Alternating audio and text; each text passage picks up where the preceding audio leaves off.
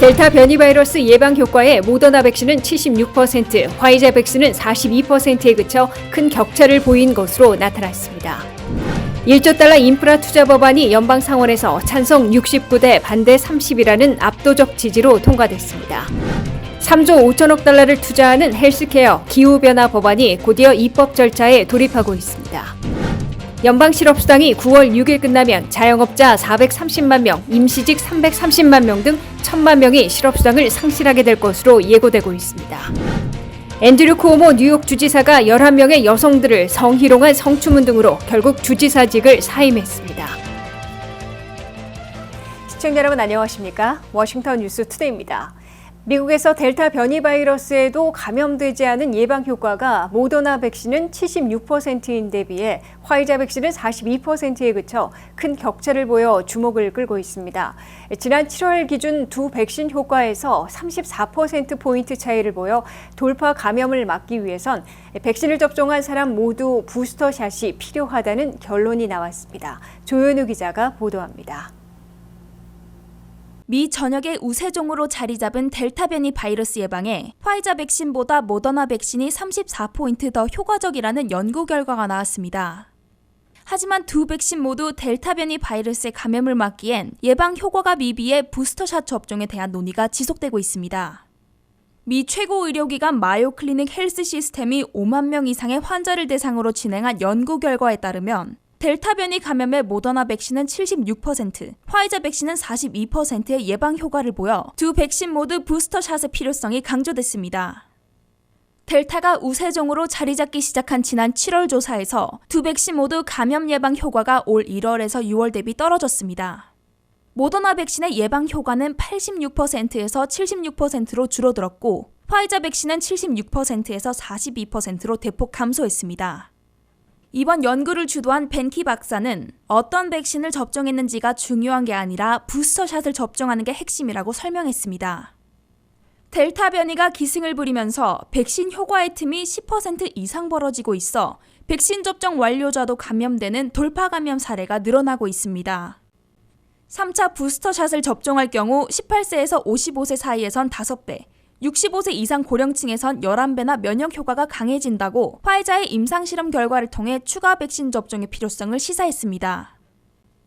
또 질병통제예방센터 데이터에 따르면 백신 접종자 99.9% 이상은 돌파 감염돼도 입원, 중증 질환, 사망 등으로 이어지지 않는다고 어제 월요일 CNN이 보도했습니다.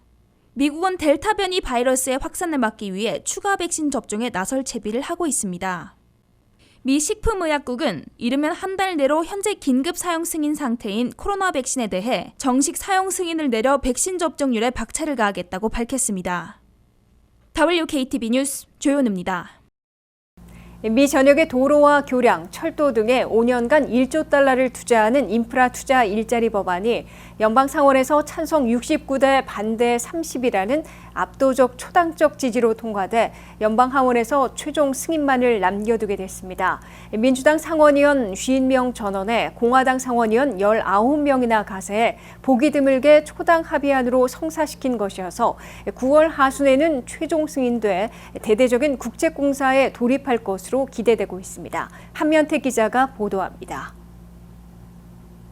조 바이든 대통령과 워싱턴 의회가 보기 드물게 초당 정치를 되살린 1조 달러 규모의 인프라 투자와 일자리 법안에 마침내 연방 상원을 통과하고 연방 하원으로 넘겨져 피니시 라인 결승선에 도달하고 있습니다.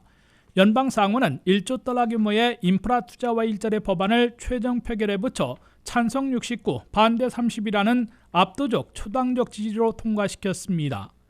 민주당 상원의원 50명 전원에다가 미치 매커넬 상원 대표를 비롯한 공화당 상원의원 19명이나 동참했습니다. 이로써 최종 표결에서는 단순 과반수로 승인할 수 있었는데도 주말 절차 표결 때보다 가세한 공화당 상원의원들이 한 명 더 늘어 더 많은 지지표가 나왔습니다. 조 바이든 대통령은 두 가지 인프라 플랜 가운데 사회 기반 시설을 개선하는 초당적 이슈는 공화당의 동참을 이끌어내 초당안으로 성사시킨다는 목표를 세우고 수개월간 협상을 벌이고 총규모를 원안의 2조 3천억 달러에서 1조 2천억 달러로 반감시켜 초당적 타협에 성공했습니다. 공화당 상원의원들 가운데 초당파들은 자신들의 지역구의 혜택이 돌아갈 사회 기반 시설 개선을 무시할 수 없는 데다가 도널드 트럼프 전 대통령의 영향력 확대에 제동을 걸기 위해 바이든 대통령의 초당적 타협에 응한 것으로 해석되고 있습니다. 1조 달러 규모의 인프라 투자와 일자리 법안은 여름 휴회를 마치고 9월 20일 개회하는 연방 하원에서 다뤄지게 되는데 연방 상원의 압도적 지지를 반영해 최종 승인하게 될 것으로 예상되고 있습니다. 인프라 투자와 일자리 법안은 앞으로 5년간 신규 투자 5,500억 달러, 기존 교통예산 4,500억 달러를 합해 1조 달러를 이르면 2020 회계년도가 시작되는 10월부터 사회 기반 시설 개선에 투자하게 됩니다. 미 전역의 도로와 교량 개선에 가장 많은 1,100억 달러를 투자합니다. 미국의 에너지 산업을 화석에서 클린으로 전환하고 송전선 등을 개선하는 데 730억 달러를 투입합니다. 미국민들이 깨끗한 물을 마실 수 있도록 상수도 개선에 550억 달러를 쓰게 됩니다. 기후변화 때문에 극심해지고 있는 가뭄과 홍수, 산불 등에 대처하는 데 500억 달러를 배정하고 있습니다. 공항 250억 달러, 항구 170억 달러 등 420억 달러를 투입하고 대중교통수단에 390억 달러를 투자합니다.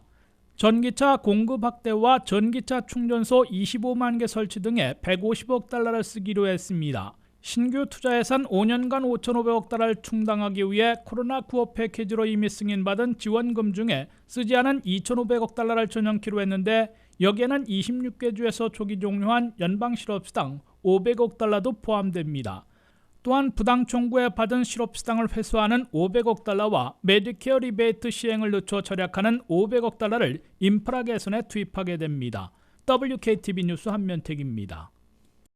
1조 달러 규모의 인프라 투자와 일자리 법안이 초당적 지지로 상원에서 가결됨에 따라 미국민들을 위한 사회 안전망 확충에 3조 5천억 달러나 투입하려는 헬스케어 기후변화 법안이 곧바로 입법 절차에 돌입하고 있습니다.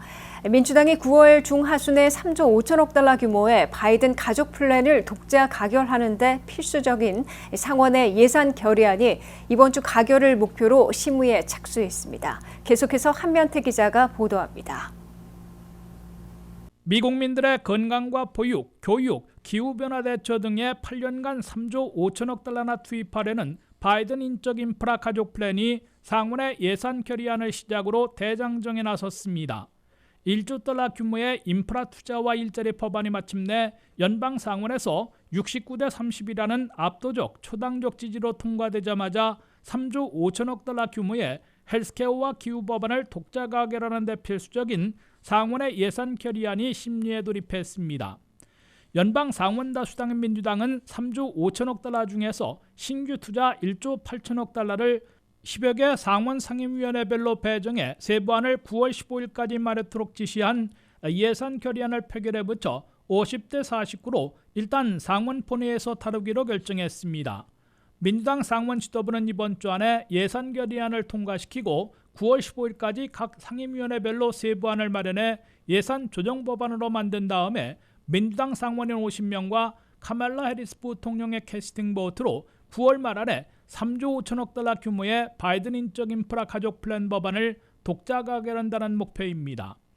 민주당이 3조 달러 안팎의 바이든 인적 인프라 가족 플랜을 법제하는 데 성공한다면 미국민들의 실생활을 획기적으로 바꿔놓을 일대 변화를 가져올 것으로 예고되고 있습니다.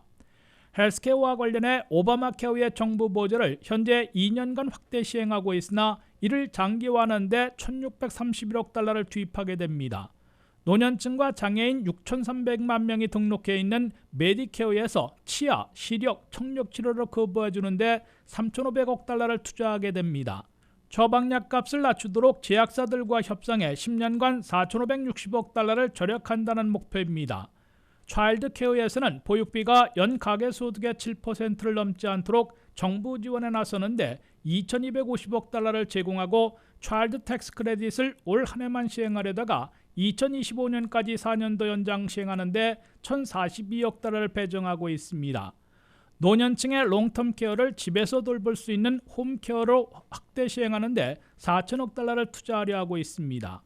3살과 4살의 프리스쿨 2년 무상교육에 2천억 달러, 커뮤니티 칼리지 2년간 수업료 무료에 1,090억 달러를 지원하려 하고 있습니다.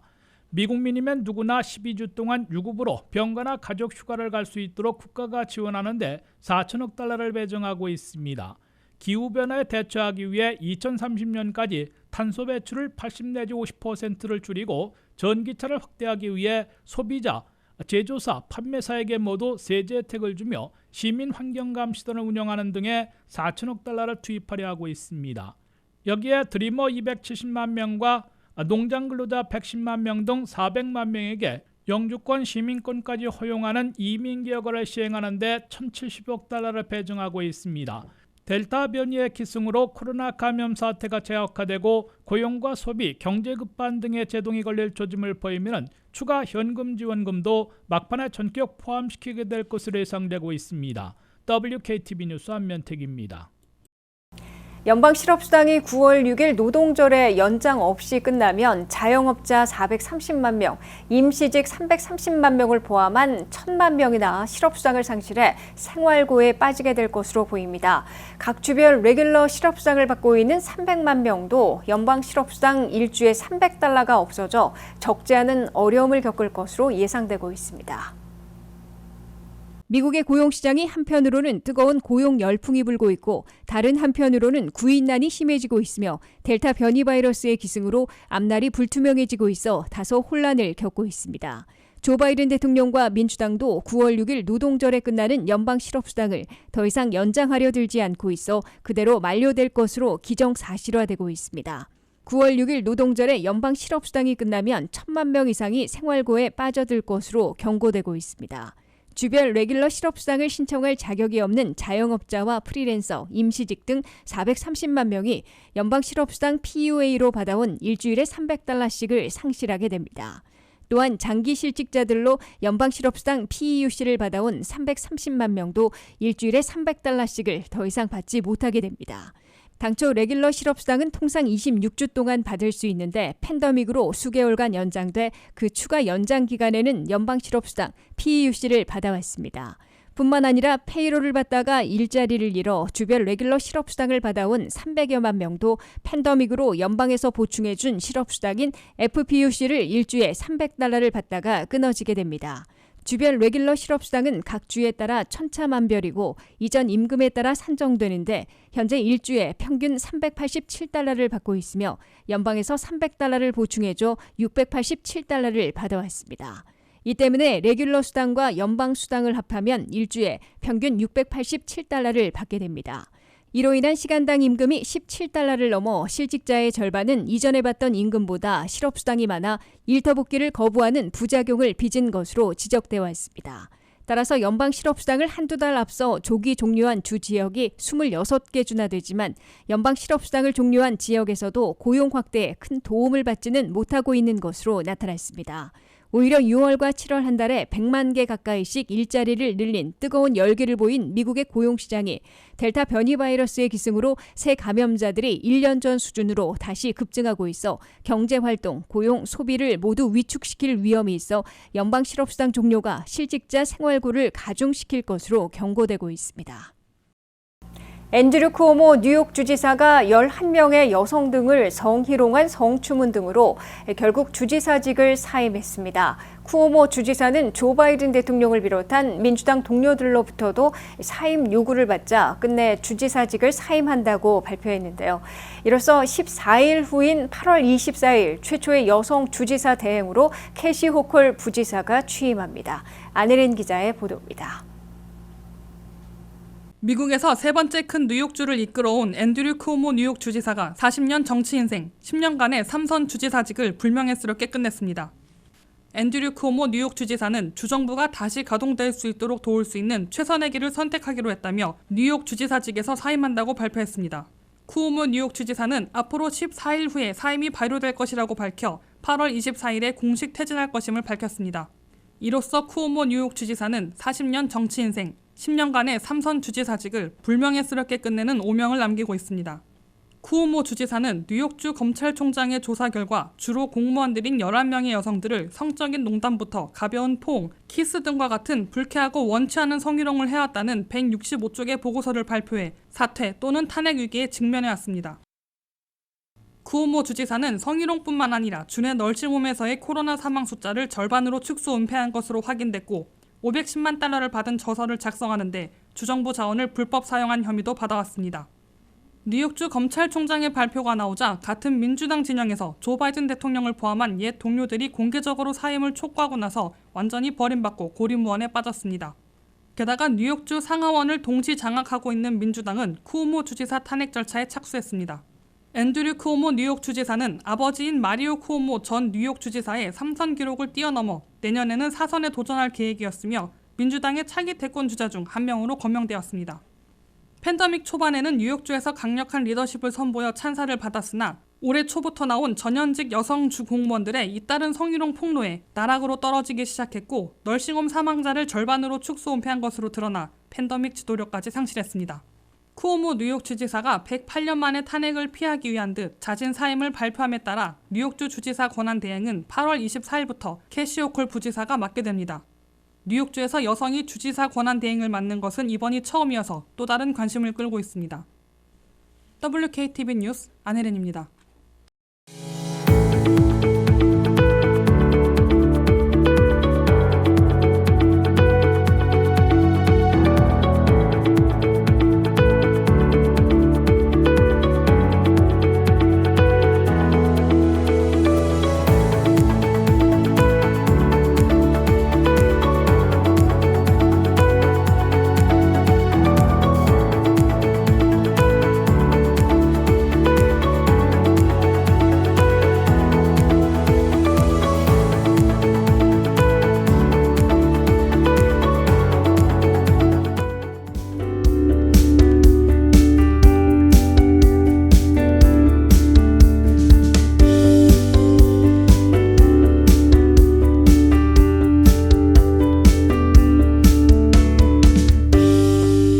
이상으로 워싱턴 뉴스투데이를 마치겠습니다. 시청해주신 여러분 고맙습니다.